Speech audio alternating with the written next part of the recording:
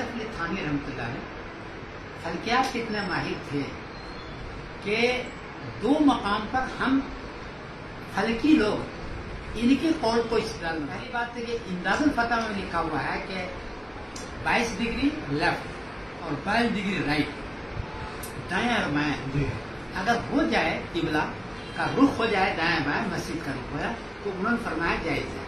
ان کے پیچھے بہت سارے دلائل میں نے جمع کیے. یہ چیز صرف اشرف علی تھانوی سے ملا اور ہم لوگ اسی کا حوالہ لیتے ہیں. ایک تو یہ بڑی چیز ہے. بات یہ ہے کہ پائپ والی دوربین کی 3 قسم آتی ہے. وہ آپٹیکل ایڈا ہے اور بھی بہت سارے ہیں. پائپ والی دوربین جو پچھلے زمانے میں تھی وہ آنکھ پر لگاتے تھے. اس سے اگر کسی نے چاند کو دیکھ لیا تو وہ جائز ہے, یعنی ایکسپٹ کیا جائے اس کی گواہی. یہ اشرف علی تھانوی رحمۃ اللہ علیہ نے ہم لوگ اسی کا حوالہ دیتے ہیں.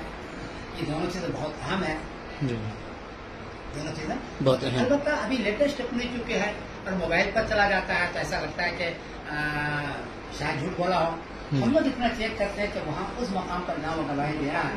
اگر 9 ڈگری چاند ہے تو ہم کہتے ہیں بالکل صحیح گواہی دے رہا ہے, وہ جھوٹ نہیں ہے. 10 ڈگری ہے تب تو اور زیادہ صحیح ہے.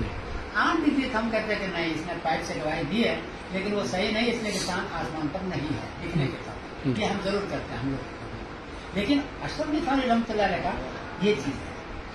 تیسری بات ارد کر دوں کہ میں ثمرۃ العقائد لکھی 350 عقیدے ہیں. ہر عقیدے کے لیے 10 آیت 10 حدیث سیٹ کی ہے. کالج صحابی نہیں لیا. پوری کتاب لکھنے کے بعد میں بیٹھا یار اتنا اچھا عقیدہ دیوبندیوں کا جو اہل حدیث سے بھی آگے ہو, بریلوی سے شیعوں سے سب سے آگے ہو, کس نے سیٹ کیا ہوگا؟ افراط نہیں, تفریط نہیں, سیٹ کس نے کیا ہوگا؟ تو ذہن میں 3 ہی بات آئی. یا تو اشرف علی تھانوی رحمۃ اللہ علیہ نے کیا ہوگا, یہ بہت ماہر ہیں ہر اعتبار سے, بہت بڑی علم ہے ان کے پاس الحمدللہ. یا پھر رشید احمد گنگوئی نے کیا, یا پھر خلیل احمد امبیڈکری نے کیا ہوگا, اس لیے کہ انہوں نے محنت کا انہوں نے جواب دیا. کیونکہ یہ انہوں نے جواب دیا تھا تو وہ سارا یہ 3 آدمی کر دیا. لیکن زیادہ جو میرا دماغ میں ابھی آ رہا ہے, دل میں آ رہا ہے کہ مولانا اشرف علی تھانوی ہونا چاہیے, اس لیے کہ ان کی تحقیق بہت زیادہ ہے, ان کی کتابت.